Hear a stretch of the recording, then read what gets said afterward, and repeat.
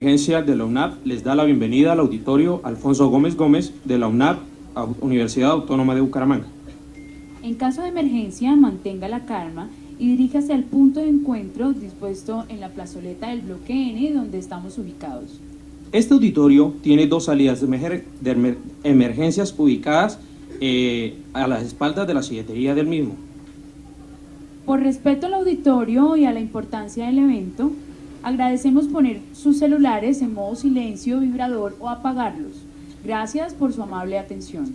La actividad política del ser humano está enmarcada en la participación activa y reflexiva de su ser ciudadano.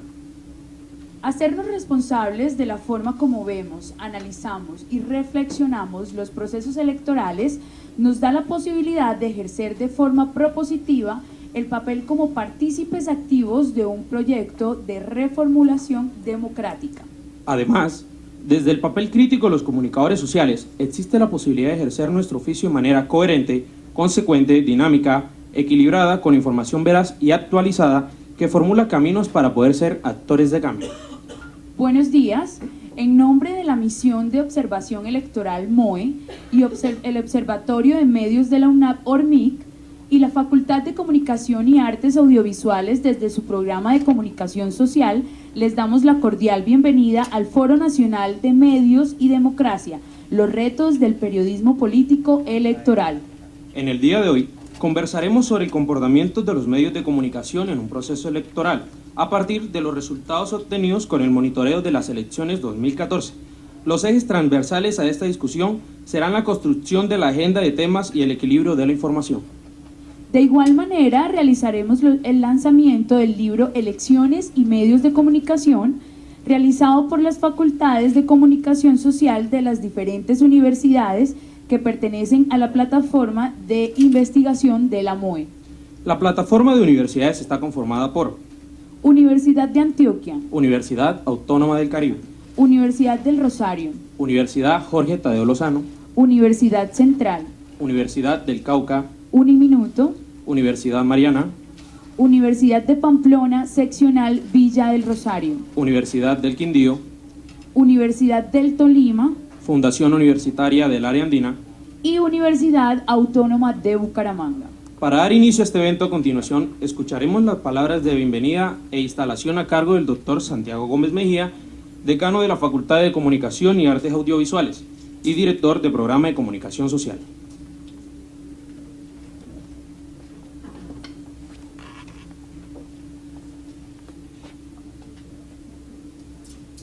Buenos días a todos y a todas. Estamos muy complacidos de recibir el grupo de trabajo de la MOE. Les damos la bienvenida a las universidades que han trabajado arduamente en el desarrollo de este proyecto tan importante para el país. El análisis de resultados electorales y de condiciones en las cuales se desarrollan las elecciones es fundamental para un país como este, especialmente en una coyuntura como la actual, y en esa medida la Universidad Autónoma de Bucaramanga y la Facultad de Comunicación celebran el desarrollo de estos proyectos que tienen un impacto tan importante en las regiones. Sin más preámbulo, yo quiero darle la bienvenida a Rafael González, presidente de AFACOM, al equipo de la MOE, a Mauricio, a Franklin, que son viejos conocidos en estas lides, a los demás colegas, agradecerles la asistencia. Supe que estuvieron trabajando hasta tarde ayer, entonces creo que quiero valorar altamente, digamos, el esfuerzo que se ha hecho durante este ya casi un año de trabajo con la MOE. Bienvenidos a todos y muchas gracias.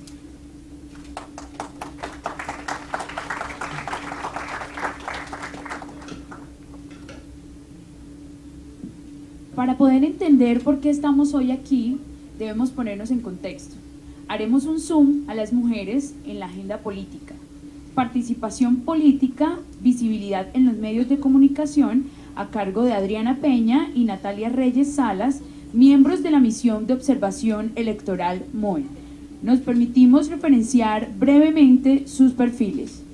Luz Adriana Peña Peña es asistente de comunicación y seguimiento a medios MOE, comunicadora social y periodista de la Universidad Central.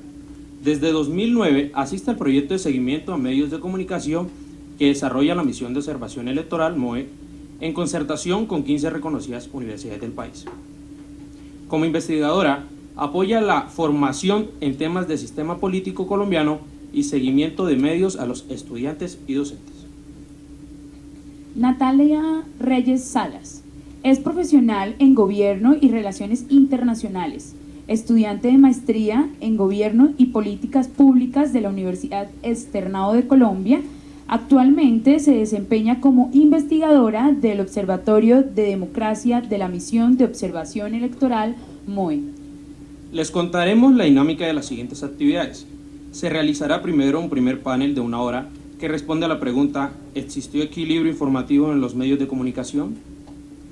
Posteriormente tomaremos un refrigerio, luego se realizará un segundo panel igualmente de 1 hora que responderá a la pregunta: ¿cuál fue la agenda de los medios en estas elecciones?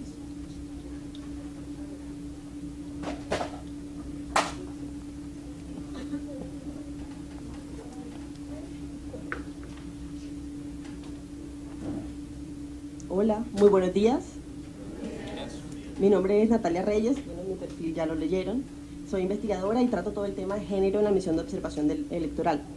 Bueno, para empezar esta breve introducción al tema de género y a todo el foro, la representación política, entendida como la delegación de la toma de decisiones en las altas esferas políticas mediante la agregación de demandas, ha estado bajo la lupa de la academia y de toda la sociedad en los últimos años por ese equilibrio entre el género masculino y femenino.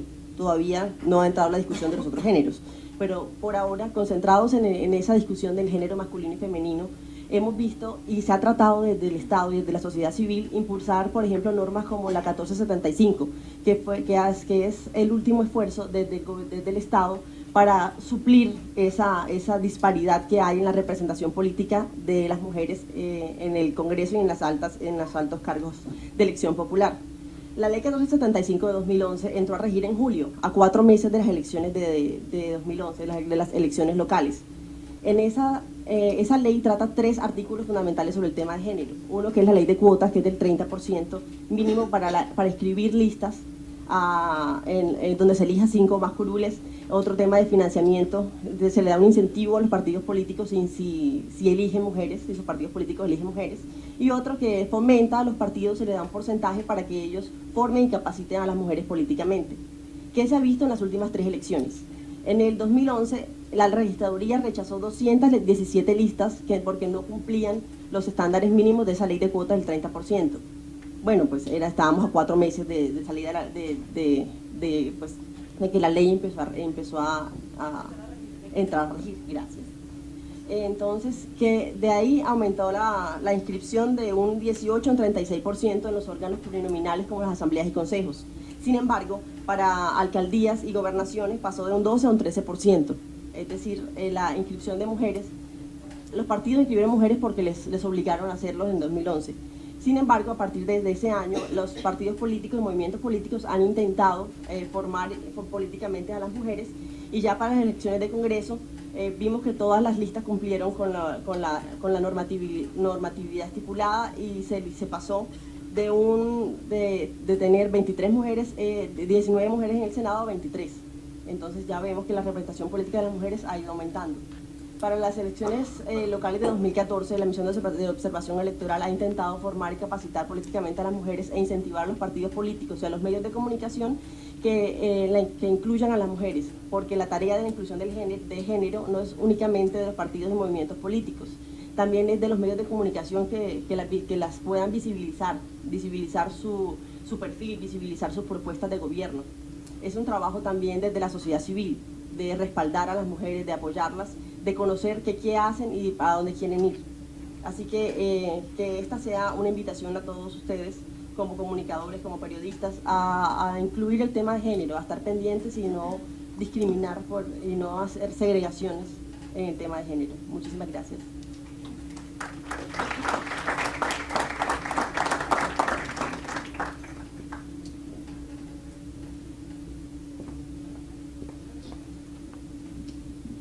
Bueno, nuevamente muchísimas gracias por haber atendido como a esta invitación. Partiendo como de la contextualización de la participación política de la mujer, cabe decir que durante los últimos años el papel de la mujer en la vida política ha tenido de alguna u otra manera algunos avances, partiendo digamos de la implementación de una ley de cuotas. Decimos que para 2014, digamos que 2014 fue un año hito, digamos que fue por primera vez que tuvimos en una contienda electoral 3 mujeres candidatas. Tuvimos a Marta Lucía Ramírez del Partido Conservador, tuvimos a Clara López y en su inicio tuvimos a Aida Bella, que en su momento ya pasó a ser candidata o fórmula vicepresidencial de Clara López, teniendo en cuenta también que Isabel Segovia, que fue la fórmula vicepresidencial de Enrique Peñalosa, fue mujer.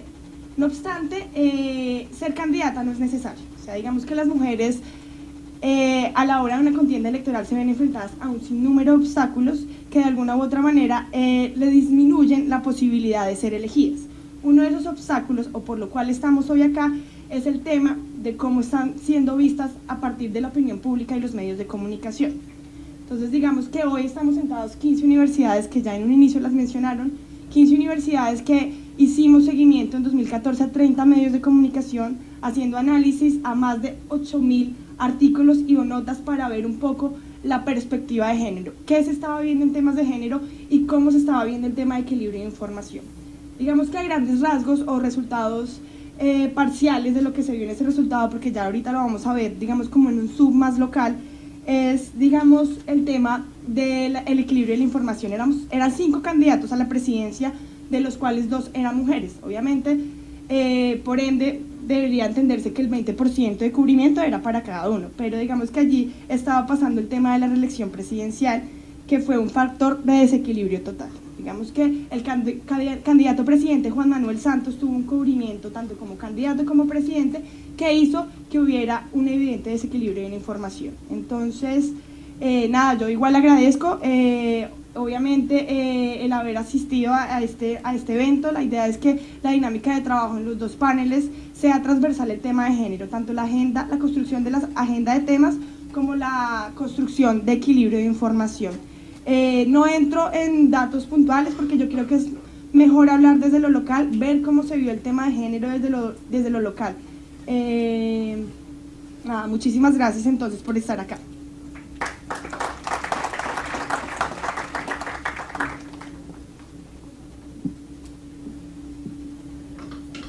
Luego de estas 2 actividades se harán respuesta a las preguntas que previamente ustedes nos han formulado.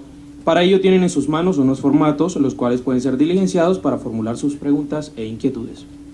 A continuación llevaremos a cabo el primer panel del día, tomando como base la pregunta: ¿existió equilibrio informativo en los medios de comunicación?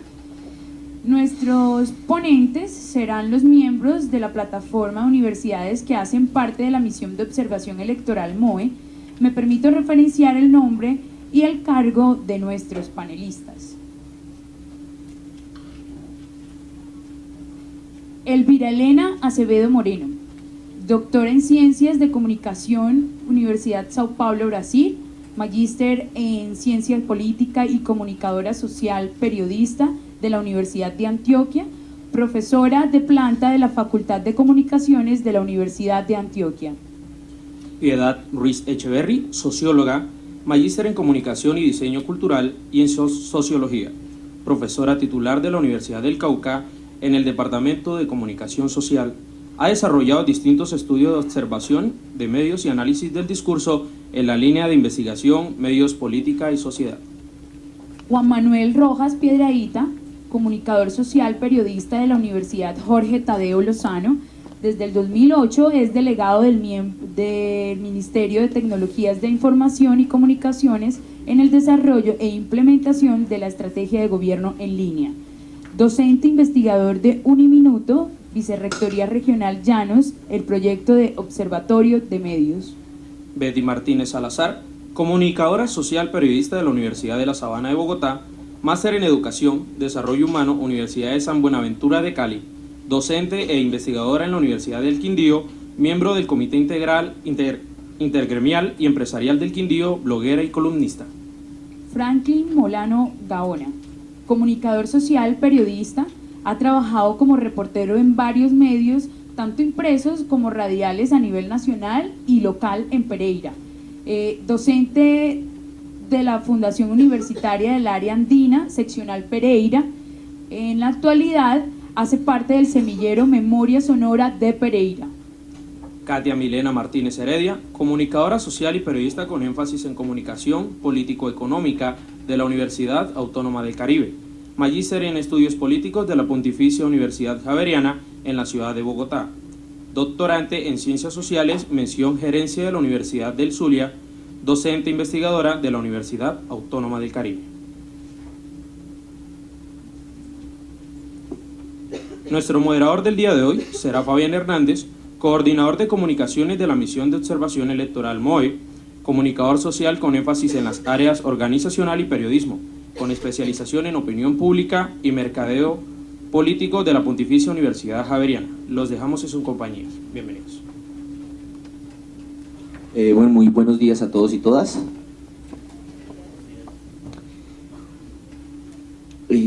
Escuchamos dos intervenciones en las cuales se anotaba la importancia que había tenido una ley para hacer o tratar de garantizar que hombres y mujeres fuéramos igualmente representados en la máxima instancia democrática del país, como lo es el Congreso de la República.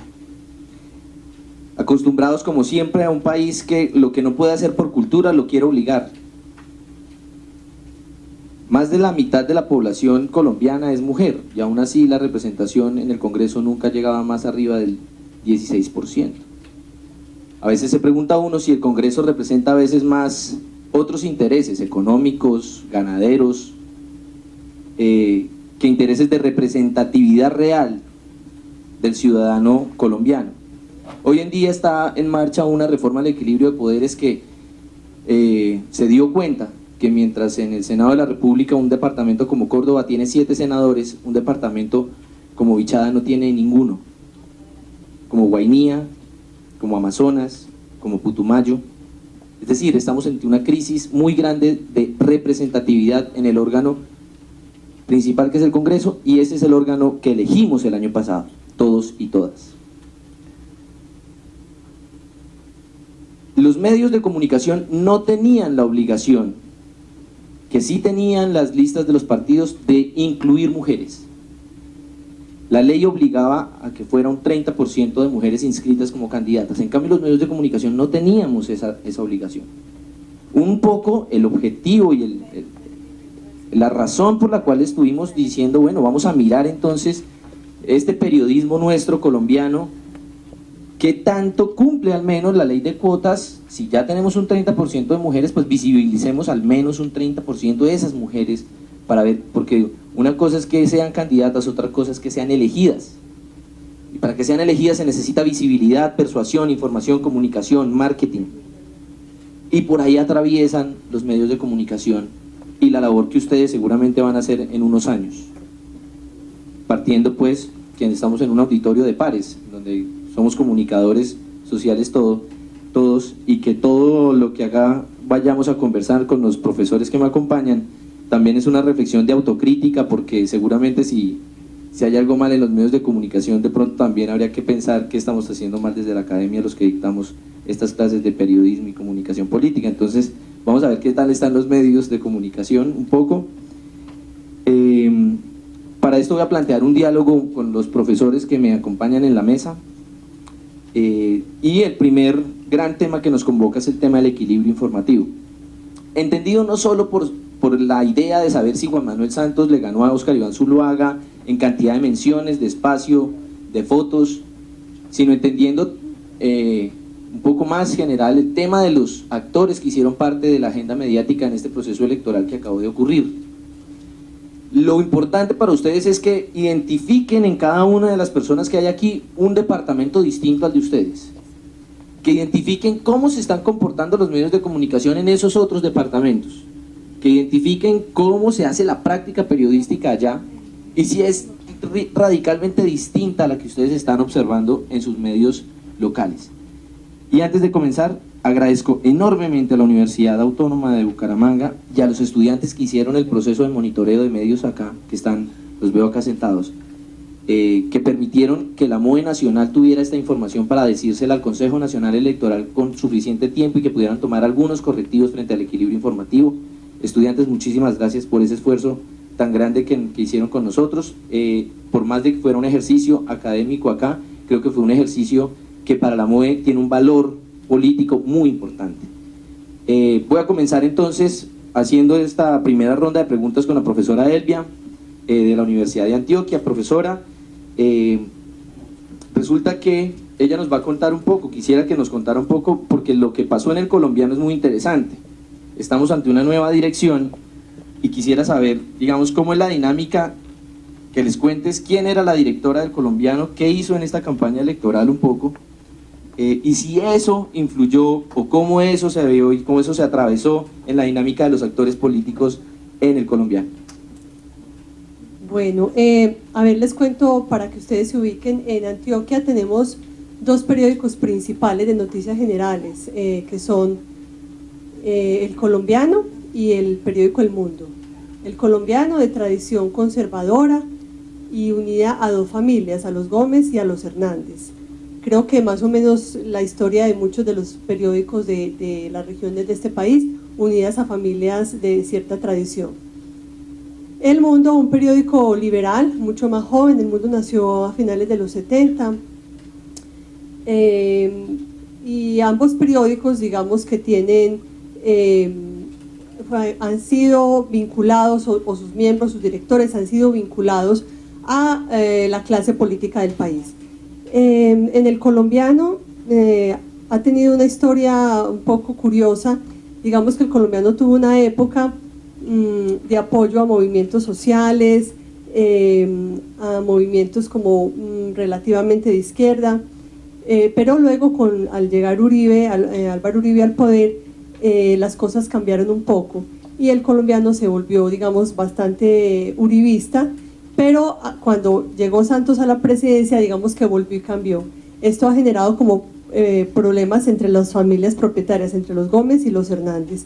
Ana Mercedes Gómez era la directora del periódico El Colombiano, es hija digamos, del segundo dueño de ese periódico, y ella se postuló al Congreso de la República. Efectivamente fue elegida por el Centro Democrático, es senadora actualmente. En el periódico El Mundo, entonces, les decía que es liberal, y el periódico El Mundo también tiene una propietaria, Sofía Gaviria, que es senadora. Entonces tenemos que en ambos periódicos hay dos senadoras mujeres. Bueno, en el periódico El Mundo declararon abiertamente que ellos iban a apoyar a la candidatura de Peñalosa, de Enrique Peñalosa. A pesar de que dijeron eso en dos editoriales, finalmente no fue el candidato más mencionado en sus artículos noticiosos, ni siquiera en sus propios editoriales. La posición del Mundo editorial, de la columna editorial, digamos que estuvo neutra frente a Santos, y mientras que y mencionó pues más a Santos que a su candidato al que apoyaba, que era Peñalosa. Mientras que el colombiano no declaró abiertamente a quién apoyaba, no declaró, pero en sus editoriales fue desfavorable a Santos y neutro frente a Zuluaga. En el periódico, o sea, se ha hablado mucho a nivel local allá en Medellín sobre esas tensiones internas que hay entre ambas familias, del colombiano, porque mientras los Hernández, digamos, que están apoyando más a Juan Manuel Santos, los Gómez siguen apoyando pues a Álvaro Uribe. Ese es como así muy resumido un panorama de cuáles son esos vínculos de los periódicos con los poderes políticos y cuál fue su posición editorial frente a los candidatos. Muchas gracias, profesora. Eso nos implica una pregunta sobre todo metodológica, y es, tenemos actores políticos que tienen medios de comunicación, ¿cierto? Y estos medios de comunicación se supone que tienen la responsabilidad de informar de manera equilibrada para que el ciudadano sea que tome una decisión. pero hacerle seguimiento al equilibrio informativo debe ser complicado, no puede ser solo la cantidad de menciones y demás. Profesora Piedad, sí quisiera comenzar sobre el tema, si vamos a hablar de equilibrio, es ¿qué podría entenderse como equilibrio informativo? ¿Cómo se puede investigar el tema del equilibrio informativo en los medios de comunicación? ¿Cómo ellos van a tener que afrontar ese tema, ese dilema de cubrir o no cubrir a un candidato? ¿Cómo ellos van a sesgar sus informaciones cuando en algún momento sean periodistas? Gracias, buenos días. Sí creo que es muy pertinente hacer esa claridad de carácter metodológico sobre cómo fue que evaluamos, analizamos el tema muy espinoso de si hay o no, si hubo o no equilibrio informativo por parte de los medios a los que monitoreamos. Una tendencia nuestra, en principio, incluso yo me atrevería a decir que es importante tener en cuenta que después de varios seguimientos hemos ido puliendo toda la plataforma en conjunto con la MOE, toda la plataforma de profesores, puliendo los instrumentos y las bases de datos a través de las cuales hacemos esa lectura. Y como resultado de eso hemos llegado digamos, a varias conclusiones. En principio decía uno, pensaría que el tema del equilibrio se mide básicamente a través de saber cuántas menciones, por ejemplo, tiene un candidato a un partido versus las menciones que puede tener otro candidato. Pero las cosas no son tan simples, realmente hay una cantidad de variables que uno tendría que cruzar para sopesar el tema real del equilibrio. Quiero decir con esto que hay otras variables que inciden de manera importante, como por ejemplo el tipo de lenguaje que se utiliza para hacer referencia a uno u otro candidato. Puede que haya un candidato del que se habla mucho pero se habla mal, por ejemplo, se adjetiva negativamente, ¿sí? O hay por oposición un candidato o candidata de la que se habla poco pero se le dedica mucho espacio, ¿no? Tenemos casos personalmente en la Universidad del Cauca seguimos a un diario nuevo, digamos renovado, que se llama El Nuevo Liberal, y en el caso del Nuevo Liberal encontramos con frecuencia en las ediciones dominicales páginas enteras dedicadas a una candidata o un candidato, así fuera la única mención que en todo el periodo estudiado hubiera tenido, pero era una página entera. Entonces están las menciones, está el espacio dedicado, está lo que denominamos sesgo, que se refiere a lo que acabo de señalar como calificación o adjetivación con el tipo de lenguaje que se utiliza. Estaría también, por ejemplo, los recursos visuales complementarios. No es lo mismo un candidato del que simplemente hay un texto breve o mediano a un candidato que está acompañado con una fotografía ilustrativa, con unos datos estadísticos, una infografía, un mapa, etcétera, etcétera. Una noticia más complementada ilustrativamente con elementos gráficos, pues va a tener también mayor impacto. Algunos otros asuntos a tener en cuenta para medir el equilibrio serían, por ejemplo, los temas con los cuales se ligan los candidatos. En la medida en que haya más temas programáticos, es decir, que se cubran más cuáles son las propuestas de cada candidato, pues podemos también identificar que el periódico en este caso está interesado en darle más espacio y más visibilidad a ese candidato o candidata del cual su programa es ampliamente difundido. Cuando hay una relación temática relativamente superficial y solo se habla de su campaña, pues allí podríamos nombrar también un menor interés. Y finalmente el tema de género, del género periodístico utilizado. Hay géneros periodísticos, que permiten una mayor profundidad en el tratamiento noticioso y por lo tanto no es lo mismo un candidato o un partido que es cubierto a través de entrevistas, crónicas, reportajes y otro que es cubierto a partir de una nota breve. Entonces todos esos elementos en su conjunto tienen que ser revisados para pensar el equilibrio. Muchísimas gracias, profesora. Subámonos un poco de Cauca, Cauca, así como otra región, el año pasado, ahorita Cauca está, ustedes saben, el tema de los indígenas, el tema de la tierra, tiene un poco en noticia hoy en día el departamento del Cauca, pero el año pasado, si ustedes recuerdan, en el país, teníamos otra noticia con otro grupo de personas que salió a las calles a tomarse, como no ocurría hace muchísimos años, la vía del hecho para poder protestar, y esos eran, por ejemplo, los cafeteros. No sé si ustedes recuerdan el paro cafetero. Uno siempre tiene la idea del señor cafetero, aquel que recoge las semillitas, y es como un paisaje idealista supremamente bonito, y verlos en la calle enfrentándose al ESMAD es una fotografía algo interesante. Y Juan Manuel Santos, como presidente, hablando de que él había sido cafetero, que él, y Oscar Iván Zuluaga por el otro lado, hablando también de que él era cafetero, que él era del Quindío, que él era... Quiero irme a esa zona, profesor Franklin, usted que está en Risaralda, quiero que me cuente un poco y que les cuente todas esas dinámicas ahí sí concretamente, entre el puro Centro Democrático y entre el partido de la U, atravesado por todas estas demandas sociales que hubo en ese momento en pleno proceso electoral.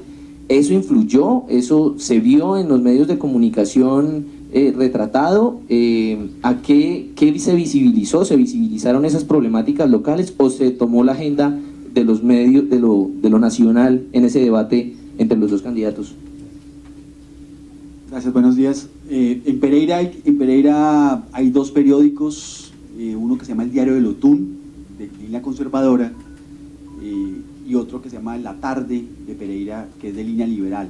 Y quiero decir que el Otún desde hace ya varios años, hace más de 5 o 6 años, circula de manera gratuita. Quiero exaltar ese dato es porque el periódico El Otún tiene, en ese sentido, tiene mayor penetración. Entonces la gente lo lee más.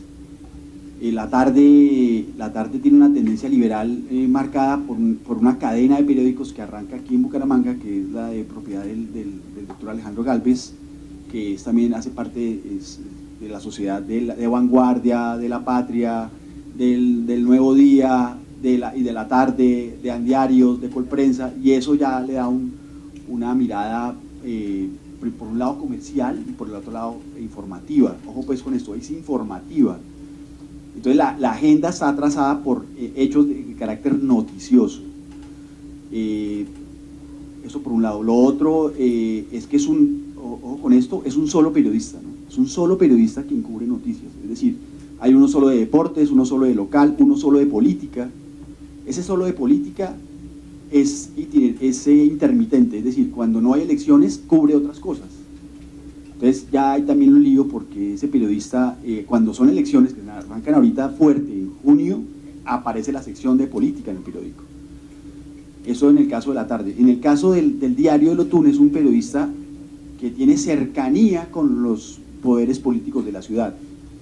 Es decir, tiene relación y tiene relación tanto económica como laboral. Es decir, le surte al periódico información y recibe en muchas ocasiones dineros de los políticos de turno.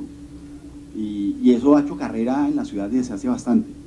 Y quiero destacar también, hablando ya como de los jóvenes, es que ambos periódicos han renovado sus nóminas. Es un periódico, en Pereira lamentablemente hay muchos vicios políticos y el surgimiento de los programas de comunicación, en el caso por ejemplo de nosotros de la Andina, de comunicación audiovisual, la Católica, pues ha hecho que la generación cambie, ¿verdad? Y eso hace muy poco, hace 6, 7 años, y la mirada sobre la prensa ha sido distinta. O sea, el cubrimiento dejó de ser tan informativo para pasar a otros géneros. Cuento una anécdota rápidamente. Yo trabajé en la tarde y no sabían que era una crónica. Por ejemplo, yo hice una crónica alguna vez y, o sea, ¿eso qué es? Es una crónica, normal. En fin, decía, no, aquí no hacemos crónicas, hacemos noticias. Entonces, pero ya han entrado en otra onda, ¿verdad? Informativa. Lo segundo es que son periodistas que lamentablemente cuando llegan a los periódicos no conocen el contexto local, entonces se limitan a reproducir los boletines de prensa tal cual como están. Y eso también es grave porque inclusive salen hasta con errores de ortografía.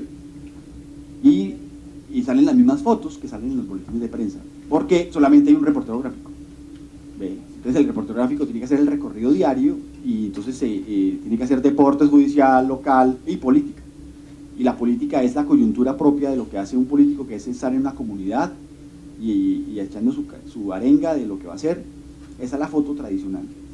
Entonces el lector lo que recibe es una información sesgada y poco creativa de una agenda de medios que no tiene una posibilidad de que se vean cosas novedosas. La Tarde a veces hace cosas llamativas, a veces hace historias diferentes, ¿verdad? Y en ese sentido busca cosas, curiosidades, irregularidades, enfrentamientos entre los grupos políticos, inconvenientes con los candidatos que tuvieron alguna anécdota en la calle, pero el cubrimiento político tiene un sesgo demasiado alto. Va a haber algo bien importante este año, es que el nuevo director de la tarde se llama Juan Guillermo Ángel Mejía.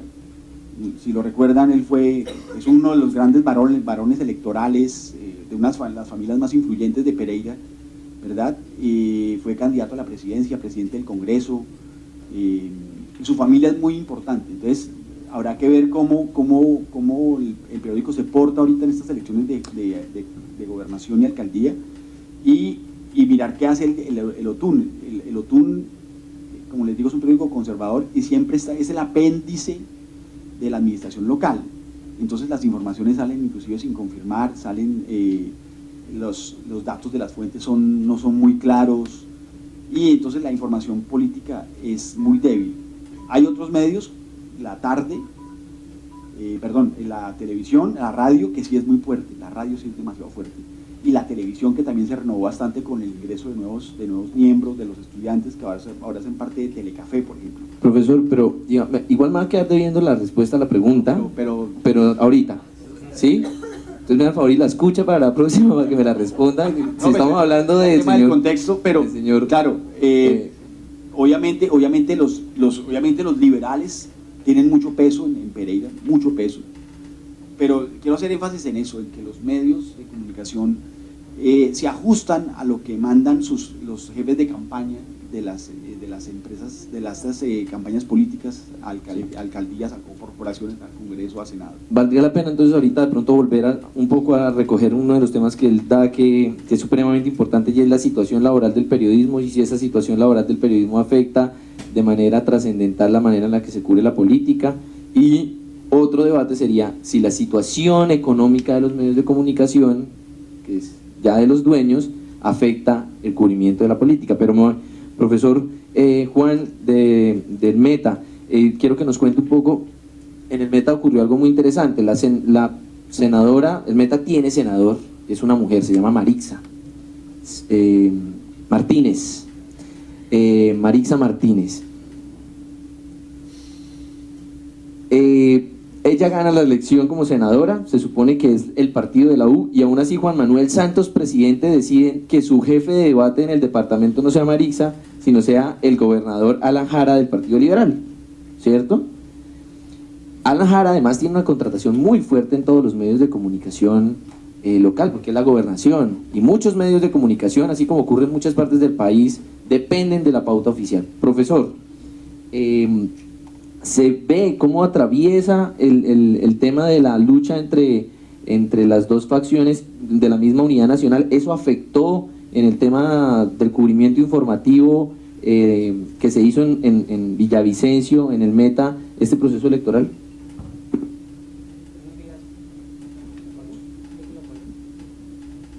Buenos días. Pues bueno, lo primero que debemos decir es que aunque tienen nombres distintos, en este caso Fabián nombraba Partido Liberal, Partido de la U, y hablaba de Marixa, ¿no? Marixa, hay que decir que es la esposa de un señor que fue gobernador del departamento, Luis Carlos Torres, que viene a convertirse como el padrino político incluso del que es alcalde actualmente de Villavicencio, ¿no? Entonces, pues digamos que casi que todos los movimientos políticos que se están haciendo actualmente dependen de la anuencia de Luis Carlos, ¿sí? El señor exgobernador, que también fue investigado además, ¿no? Entonces, por un lado, el movimiento de Marixa en medios fue bastante fuerte, totalmente. O sea, eso, los mismos periodistas nos contaban después que Marixa inundó las salas de prensa con sus boletines, pero no solamente la sala de prensa, sino la ciudad. Uno salía a cualquier calle y veía la cara de Marixa en el bus, en la pantalla, en la pancarta, en el piso, en cualquier, o sea, eso hicieron hasta unas bolsas allá cerca, queda un municipio que se llama Casillas, y en la vía Casillas venden piña embolsada, ¿no? Hicieron una especie de campaña para que las bolsas tuvieran la foto de Maritza también, además, las piñas. Entonces, o sea, si no era suficiente, ya nos tenían aburridos con Maritza, por ese lado, digamos que ya también nos tenían saturados con la imagen de ella por todos lados. Y por el otro lado, el gobernador, pues sí, decimos que es del Partido Liberal, ¿sí? Pero sabemos que el Partido Liberal también está como alineado allá, digamos que también depende un poco, o es amigo de alguna forma de Luis Carlos, y el gobernador se mueve políticamente muy bien, ¿no? Además, es cualquier cosa que diga Alan Jara casi que es, yo digo que es como si fuera el procurador, pues, porque es, lo dijo Alan, sí, sí. Sobre todo si es pues, de conflicto, ¿no? Pero en general Alan es muy mediático, pero es casi inalcanzable, incluso para los mismos periodistas. O sea, llegar a una entrevista con Alan o conseguir una entrevista con Alan Jara, que es el gobernador, es prácticamente imposible. Entonces, digamos, el acceso a él es a través de lo que dicen los medios. Una práctica que yo creo que solamente pasa en Villavicencio, me imagino que eso no pasa en otras ciudades, el alcalde le dice a toda su gente que vote por este candidato y el gobernador le dice a toda su gente que vote por ese candidato, ¿no? En ese caso. Se repitió, eso funcionó para elecciones de Congreso, donde terminó Maritza elegida como senadora, y también para las elecciones de presidente. Pues eso se escuchaban muchas denuncias a voz, pues, de gente que decía: a mí me encerraron en un sitio donde no podía tener grabaciones y me decían que yo tenía que votar por X persona, ¿no? Esas son como cosas prácticas que hubo bastante, escuché con mucha frecuencia. El Meta, particularmente hablando, la radio es políticamente activa. Bastante cada candidato antes de hacer campaña lo primero que hace es pagar una hora de un noticiero ya como previamente para empezar a hacer campaña, y eso nos pone el debate sobre ¿será que es necesario que los medios de comunicación digan abiertamente si van con un candidato o no? O mejor que se hagan como la profesora Elvia nos dice: el mundo tomó la opción de decir queremos que el presidente sea Juan Manuel Santos, Enrique Peñalosa, mientras que el colombiano dijo yo poso de neutro. Carlos, en El Nuevo Día, el partido, editorialmente hablando, en las notas periodísticas, ¿tomó partido en este proceso político, en esta selección de presidente? Muy buenos días para todas y todos. Mi nombre es Carlos Mauro Perdomo, soy estudiante de Ciencia Política de la Universidad del Tolima y estoy vinculado al proyecto de seguimiento de medios de la MOE. El interés principalmente está pues enfocado precisamente en esa discusión que se ha dado de poner en tela de juicio si los procesos electorales son mecanismos instrumentales o simplemente mecanismos de legitimación. Un poco ahondando en eso, nos hemos dado pues a la tarea desde nosotros como estudiantes de la universidad, del programa de Ciencia Política y de Comunicación Social, involucrarnos en este tipo de procesos en tanto por tener un conocimiento cercano de las experiencias que se propician por parte de organizaciones como la MOE.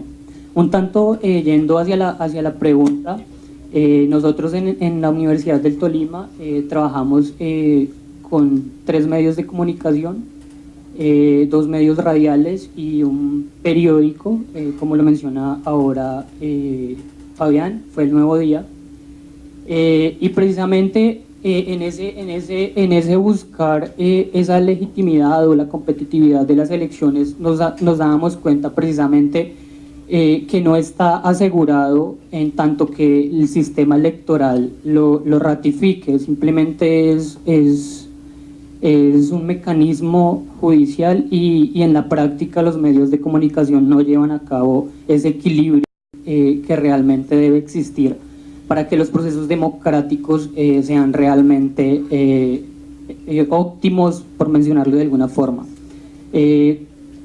En el Nuevo Día tuvimos la situación que se presentó precisamente es que el equilibrio informativo no no se pudo o no se llevó a cabo, en tanto que por ciertas variables que analizamos estuvo siempre centrado en la posición del candidato presidente Juan Manuel Santos. Entonces ahí pues fue como lo que hallamos dentro de ese proceso de seguimiento e investigación y análisis del medio de comunicación. Carlos, muchas gracias. Profe Piedad, volviendo un poco a lo del tema del liberal, cuéntenos un poco. Se supone que acá está un grupo de personas que eventualmente va a salir a hacer periodismo político y que eventualmente va a llegar a hacer periodismo político en un medio de los que estamos hablando aquí.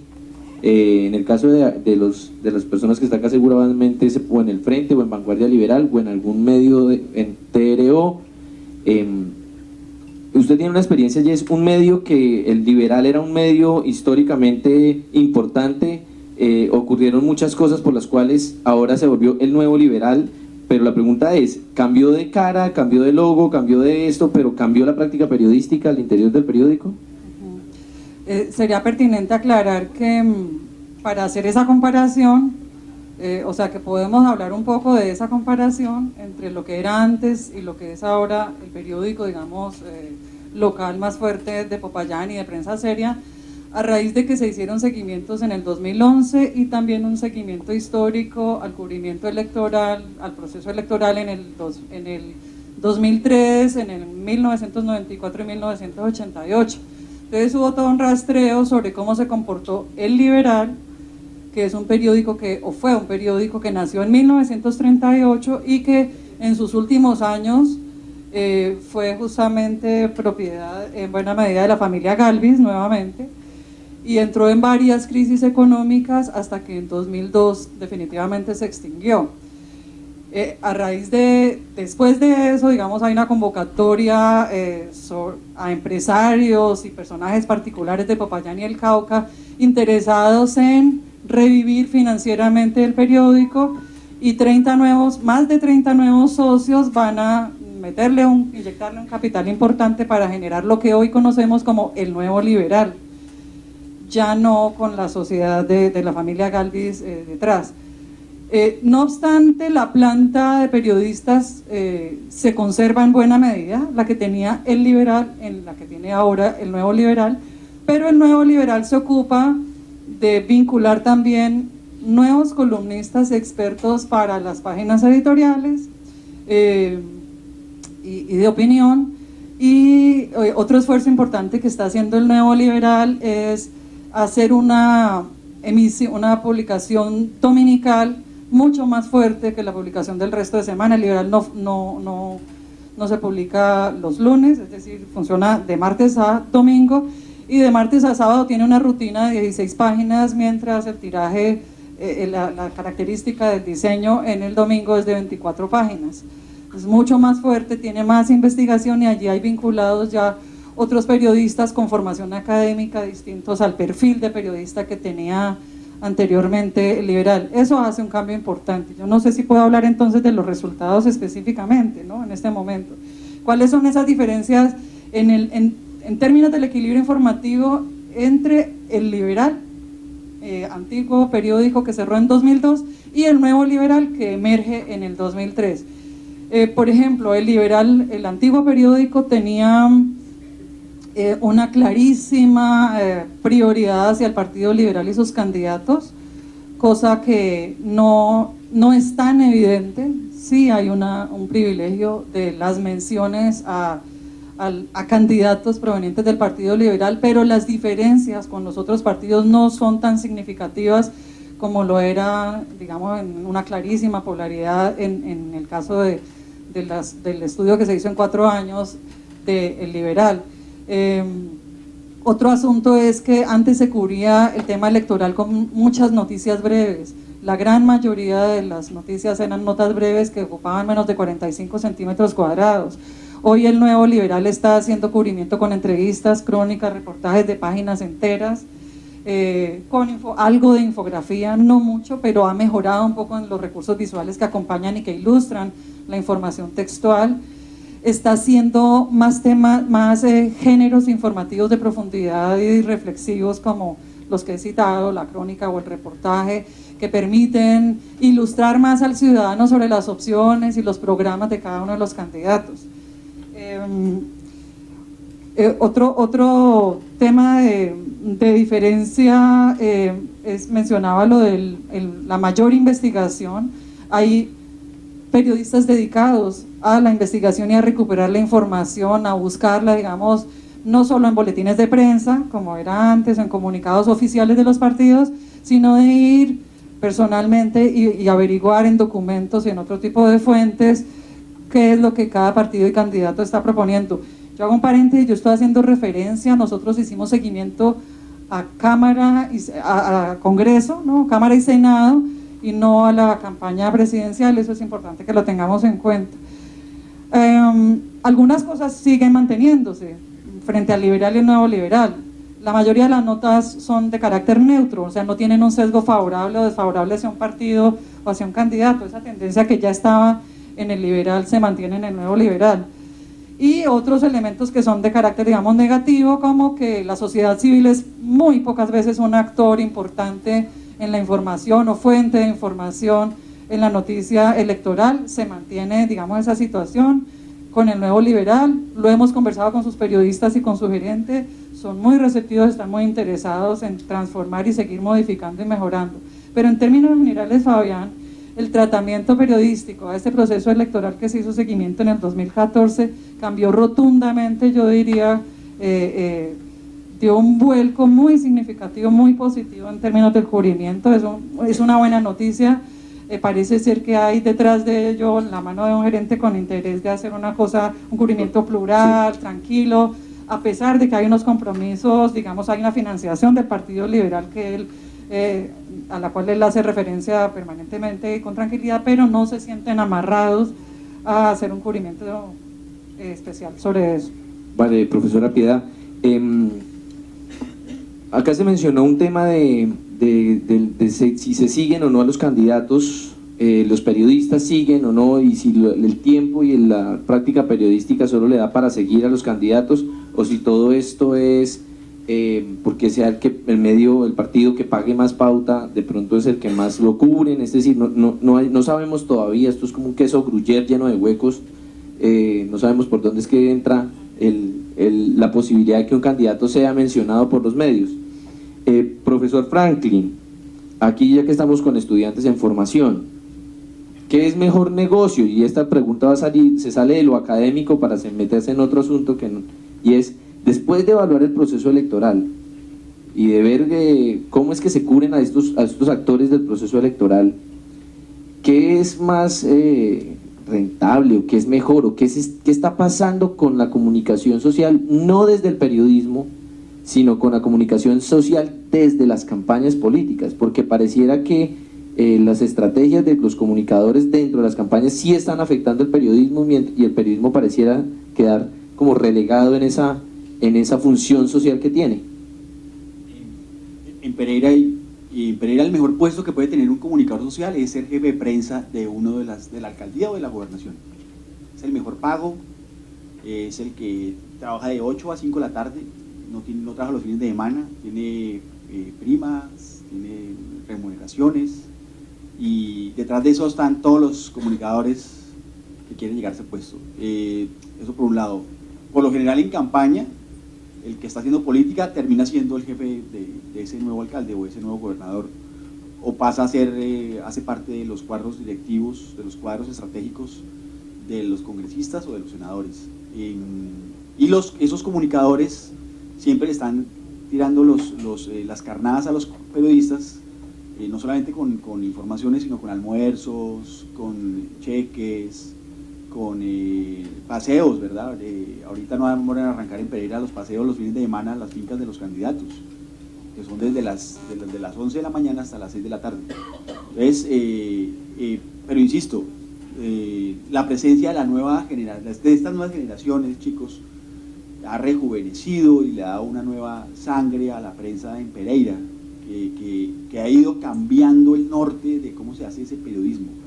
Tocaría mirar a ver, claro, estos jefes, esos varones electorales le dicen a los comunicadores, vea, necesitamos publicar en la tarde, necesitamos salir en el Lotún vea a ver usted cómo hace para que sus mismos compañeros nos pongan a mojar ahí en la prensa, ¿verdad? Entonces aparece todo el tipo de estrategias, los regalos, bueno, todas las dádivas que suele suceder en estas épocas, ¿verdad? Alguna vez en el tiempo hicimos una nota que decía, por favor no nos traigan más regalos, ¿no?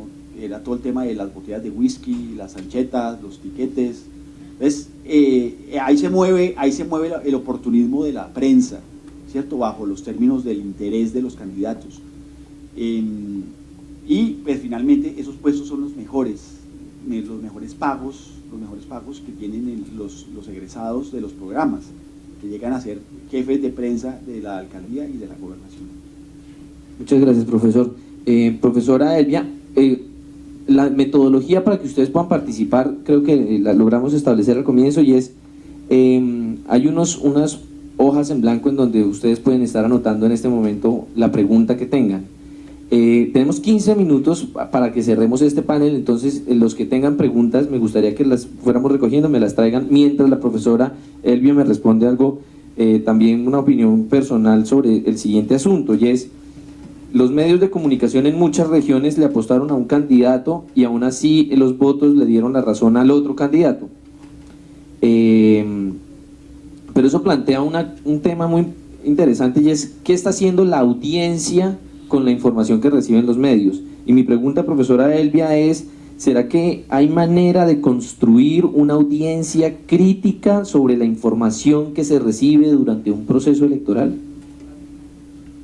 Yo creo, Fabián, que la construcción de una audiencia crítica debería comenzar, lo hablábamos tal vez el año pasado cuando nos encontramos en la actividad en Bogotá, debería comenzar desde los colegios. Yo no sé cuántos de ustedes cuando estaban en el colegio les dieron clase de formación política, les hablaron de cómo funciona la política en este país, de por qué nos debemos interesar por las elecciones. Yo creo que no es muy común en los colegios que eso lo enseñen, deberían enseñarlo. Yo creo que aquella actividad que hay en los colegios de nombrar el personero, recuerdan, en los colegios hay personeros, ha intentado hacerlo, ha intentado que los muchachos, los jóvenes se interesen en algo relacionado con la política, porque eso es política. Debería empezar desde allí, porque lo que nos ocurre en general es que las personas del promedio no se interesan por los temas políticos, incluyendo, me atrevo a decir, los mismos estudiantes de comunicación social. No sé de esta universidad, no los conozco, pero muchos de los que yo conozco no les interesa la política. En mi curso de análisis de medios, cuando el tema que vamos a observar es el asunto electoral, le tienen cierta pereza, prefieren escoger otro tipo de asunto para observar el cubrimiento que los medios hacen, porque, bueno, la sociedad ha cambiado, ¿no es cierto? La misma suciedad del juego político de nuestro país también hace que la gente le coja pereza a aquello. Entonces, a ver, lo que estamos haciendo acá, muchachos, yo pienso que les sirve a ustedes como estudiantes de comunicación, al que le guste el periodismo, al que le guste el análisis de medios, para que lo vean como una posibilidad de investigación, de desempeño futuro como investigadores, como académicos, en fin. Al que le guste el asunto del marketing político, también les debería interesar lo que estamos hablando acá, porque se dan cuenta, digamos, cómo es que funciona el mundo periodístico detrás de un cubrimiento. Pero al resto de la sociedad, Fabián, yo creo que ni leen prensa, y cuando se trata de asuntos políticos, menos aún, no les interesa. Esto es una discusión que básicamente se queda aquí en estos foros académicos, de profesores, de estudiantes, pero poco se ha hecho. Se han hecho cosas, pero pocas en este país, de formación de los públicos en política. Es complicadísimo, porque es que además estamos en un proceso de paz, ¿no? En La Habana se está discutiendo como esta vida y la otra, y todo va a pasar por allá. Cuando ustedes ven a Juan Manuel Santos en el extranjero buscando recursos para el posconflicto, es porque se necesita demasiada plata para el posconflicto, demasiado dinero, y es porque lo que se está firmando cuesta mucho dinero. Es un asunto que nos va a afectar claramente a todos.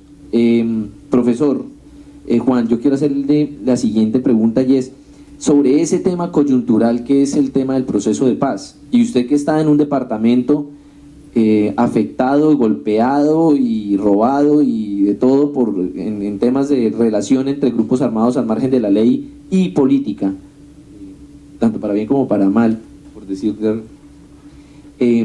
¿Cómo jugó las FARC o cómo jugaron los grupos armados ilegales o cómo jugó el proceso electoral en la construcción de los candidatos que tuvimos en estas elecciones de presidente que acabaron de ocurrir? Bueno, pues igual podemos entender y ver que realmente las FARC han sido un actor muy importante en cuanto tiene que ver con elecciones presidenciales, ¿no?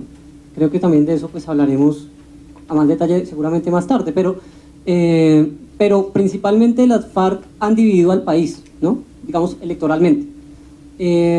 Por lo menos en el Meta o en Villavicencio, que fue desde donde se hizo el monitoreo, los medios lo que hicieron fue polarizarse, ¿no? O están con este o están con el otro. Y todo tenía que ver precisamente con el proceso de paz y especialmente en ese momento estábamos hablando de reparación de las víctimas, ¿no? Y pues efectivamente en el departamento del Meta ha habido pues gran cantidad de personas que han tenido desplazamiento forzado, ya no tienen tierras, y hemos tenido también muchos conflictos de víctimas, personas que tienen ese problema. Entonces, incluso algunos de los estudiantes nuestros que estuvieron haciendo el monitoreo intentaron ser neutrales, digo intentaron, porque pues, sabemos que la objetividad no existe totalmente. Y uno de ellos era totalmente zuluaguista, ¿sí?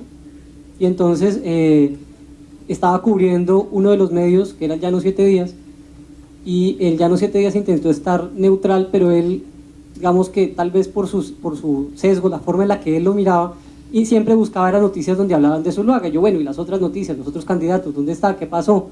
Y entonces es muy curioso que a pesar de toda esta coyuntura que decíamos, la unidad nacional y todo el cuento, allá ganó Zuluaga, ¿no?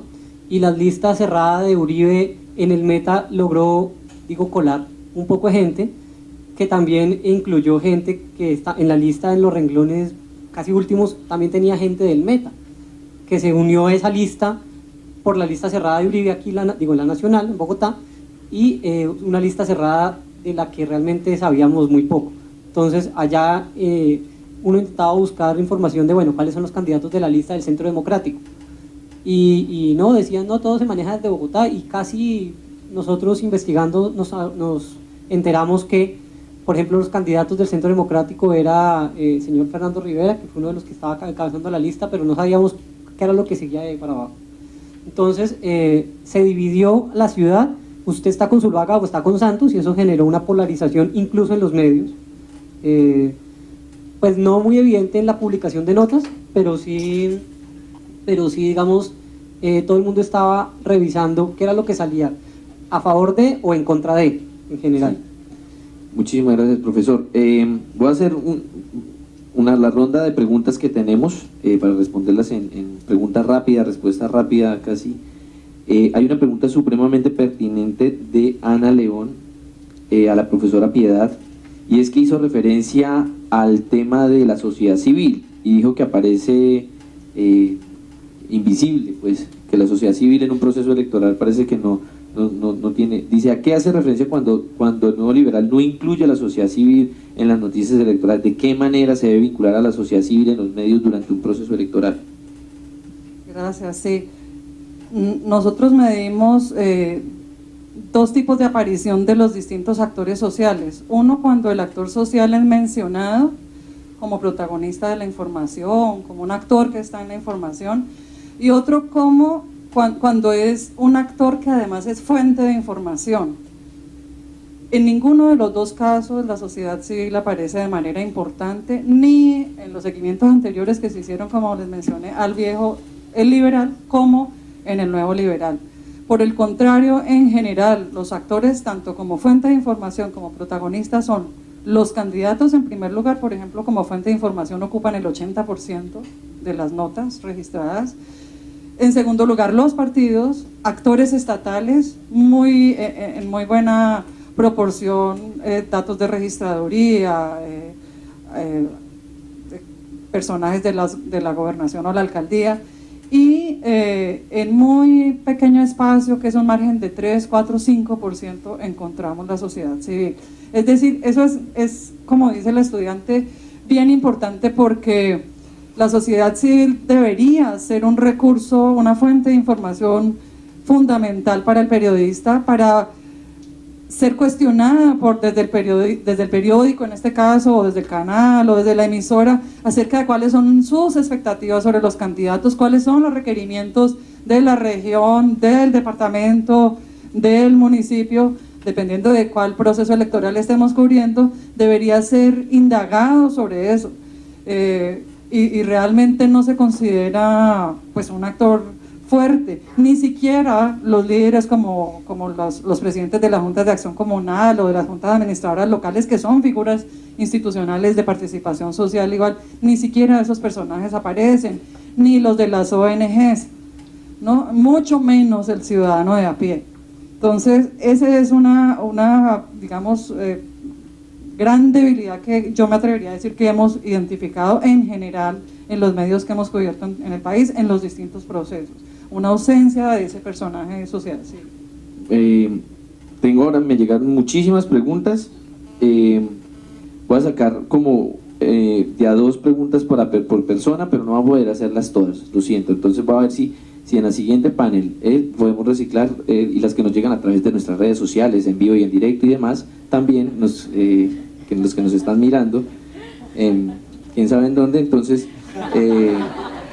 todas las preguntas van a ser recibidas, acá las tengo y vamos a ver. Profesora Elvia, aquí nos hace una pregunta supremamente coyuntural, y es, cuando frente al acuerdo de paz hay unos en contra y unos a favor, y le pregunto a usted porque usted tiene allá 2 medios, el uno conservador y el otro, como usted dijo, liberal, y la posición frente al proceso de paz creo que la hemos escuchado de la directora Marta Ortiz en otros escenarios.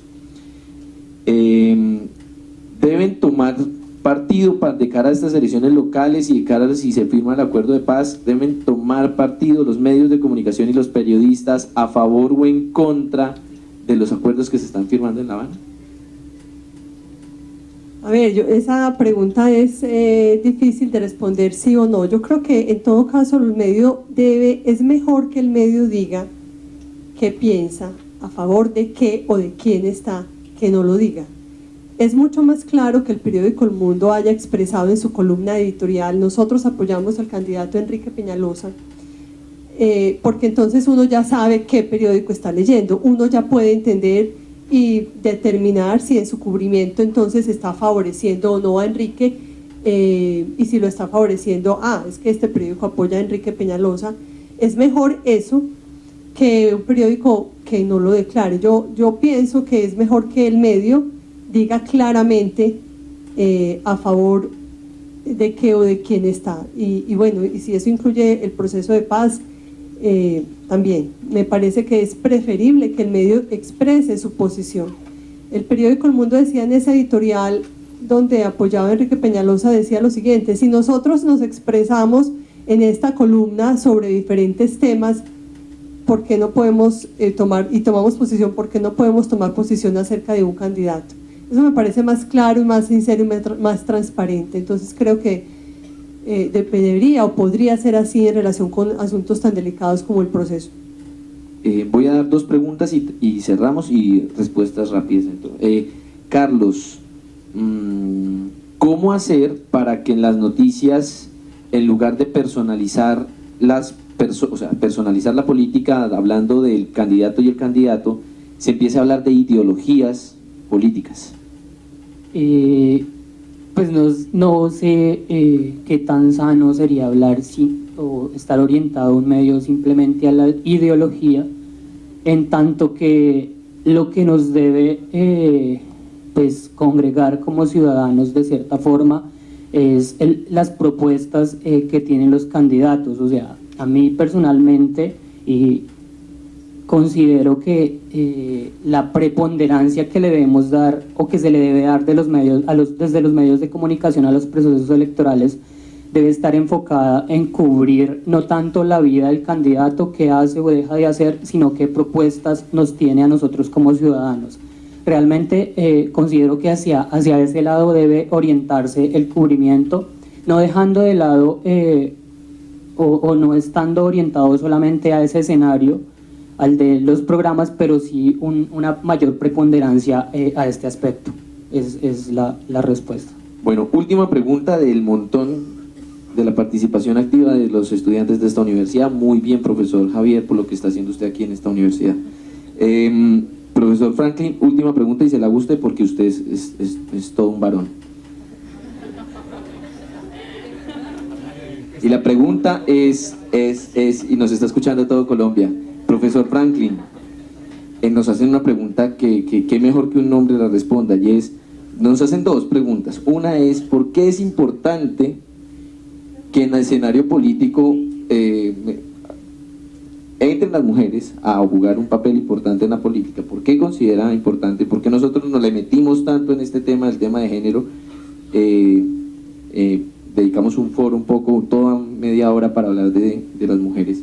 Y segundo, si este tema de incluir al tema de género en la política nacional y local y regional pueda ser una puerta para que entren otras poblaciones como las LGBTI en los escenarios de decisión política.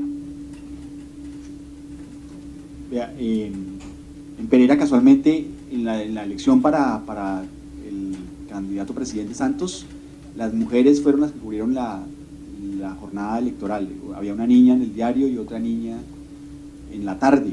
Creo que era la segunda vez que sucedía pues, en los últimos tiempos, y fue muy favorable porque ellas tuvieron la disciplina y el rigor de mantenerse alejadas de las tentaciones y de las presiones, y eso lo valoraron mucho los jefes, ¿verdad? O sea, en este caso pues Juan Guillermo Ángel y por el otro lado Luis Carlos Ramírez. Entonces las niñas, además, bueno, también, insisto, eran de la nueva generación de periodistas, entonces eso como que mantuvo una, entre comillas, transparente información, y entonces ha sido valioso que las mujeres hagan parte del escenario político, además que finalmente decoran mejor el escenario. Cada vez que uno hace rueda de prensa, pues te las ve a ellas y eso es mejor, más alentador, ¿verdad? Sí, en Pereira ha pasado algo, sobre todo en Dos Quebradas, que es una localidad muy cercana a Pereira, que han aparecido candidatos al consejo que hacen parte de la comunidad LGTBI, y en Pereira hay una buena tajada de esa comunidad, hay marchas y tal, y el periódico, sobre todo la tarde, le ha abierto espacio a esas notas. Aún siguen siendo pequeñas, el OTUN no ha tenido tanto, la reduce a chismes, en una columna que sale los domingos que se llama Sabe la Última, pero son más comentarios, no son ni breves, son unos comentarios, pero es interesante ver cómo no solamente en Pereira, sino cómo el país va girando hacia allá. Ya en Bogotá, ahí está el Canal Capital, que tiene unos programas dedicados a la comunidad LGTBI, y han cogido cada vez más fuerza. Ahorita hay una niña que quiere ser candidata por esa comunidad al Consejo de Pereira, entonces se abre un espacio y cubierto con mujeres.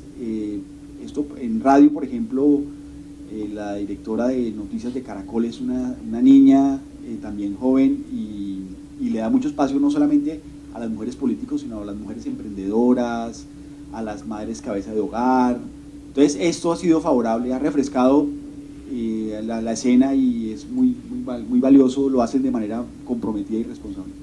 Bueno, muchísimas gracias. Damos por terminado este primer vistazo sobre los actores del proceso electoral. Los detalles en específico están en la publicación que seguramente tienen en su poder, para que miren ya como tal el comportamiento. También obviamente que nos disculpen si encuentran algún error allí de edición, que somos humanos, y así como hay errores de edición en los periódicos, pues nos salieron algún error en los foros, en las transmisiones, cuando tenemos foros marca ACME. Entonces muchísimas gracias por su atención. Vamos entonces a hacer un refrigerio, ¿no? ¿Otra pregunta más? La última y nos vamos. Ah, pero ve, yo ya había guardado aquí. No, pues entonces...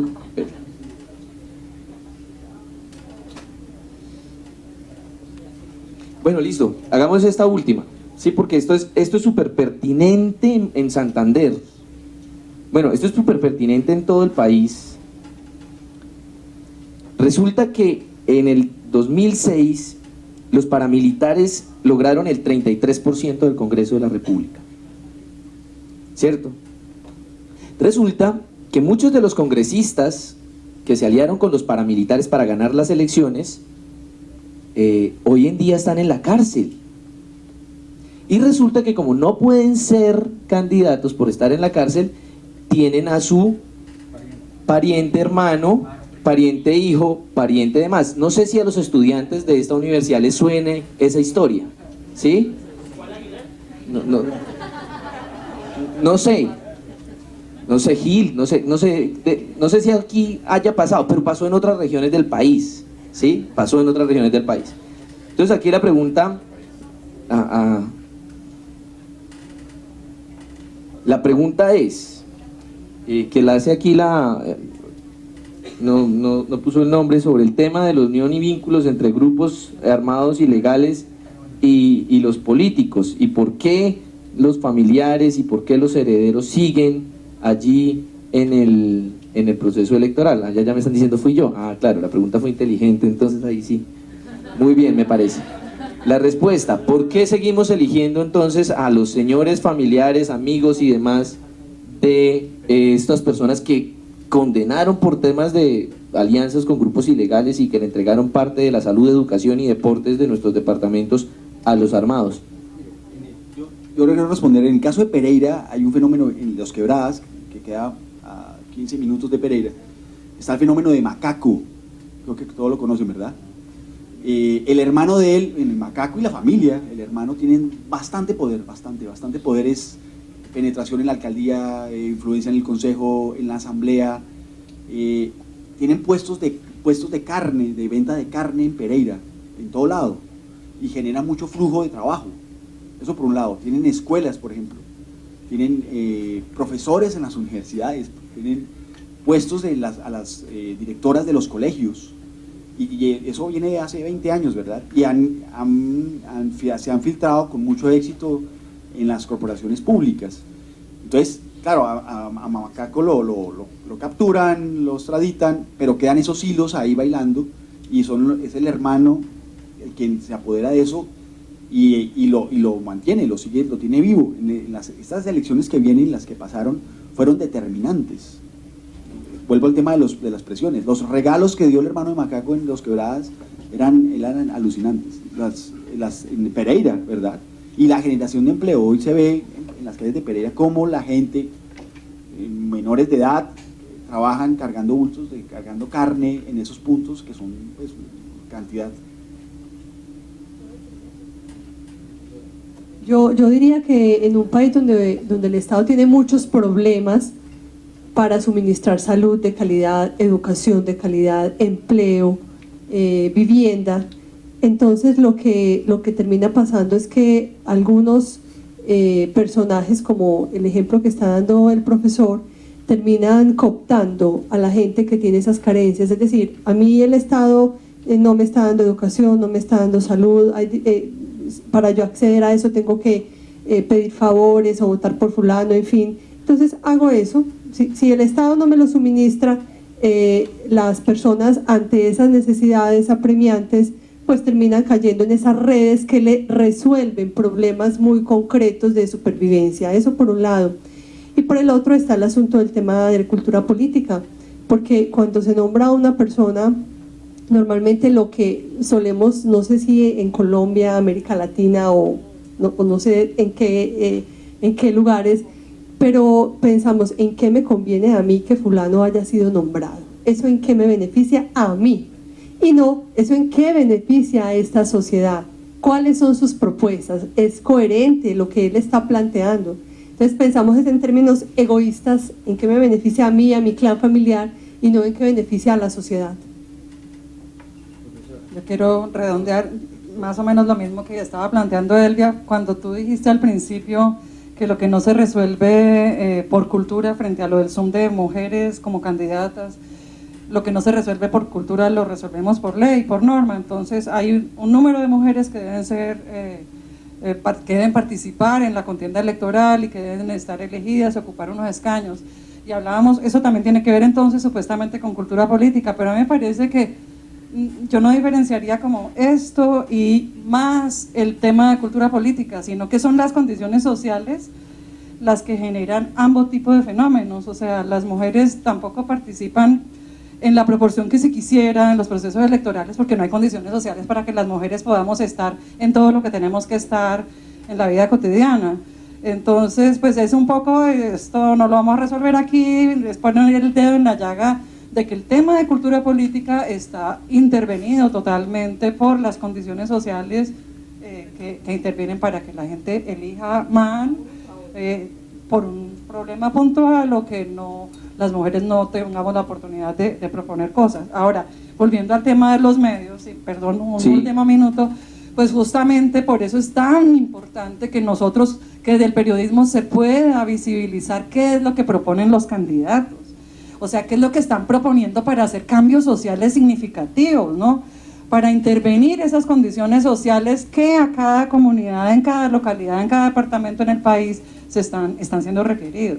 Se puso bueno el debate, pero ¿va a decir algo y ya que queremos ir al final? Precisamente respecto de ese vínculo, también pues resulta en el proceso de seguimiento que nosotros hicimos, y pues es fundamental la pregunta porque realmente direcciona la importancia de los medios de comunicación. Precisamente en Ibagué teníamos un exalcalde que quería aspirar a la asamblea, por líos con la Procuraduría no pudo postular su candidatura, se postuló la esposa del señor, y los medios, y lo que logramos evaluar en los medios de comunicación precisamente es que era una de las más que le hacían más despliegue en información dentro de los medios de comunicación. Y cuando íbamos a hacer socialización con los medios de comunicación, lo que nos decían, no, es que precisamente las mujeres las cubrimos porque son las esposas de fulano o de no sé quién o de no sé qué más. Entonces, ahí la importancia de los medios de comunicación y recalcar en lo que mencionaba ahorita la profe Piedad acerca de que realmente se cubra los programas o se le haga énfasis en algo que beneficie a la comunidad y que tenga un impacto profundo dentro de la transformación de la sociedad como tal. Entonces, muchísimas gracias. Entonces la tarea es que ya que hay una ley de cuotas que obliga que haya 30% de mujeres, y lo que dicen acá es que las meten como de relleno porque son la esposa de la...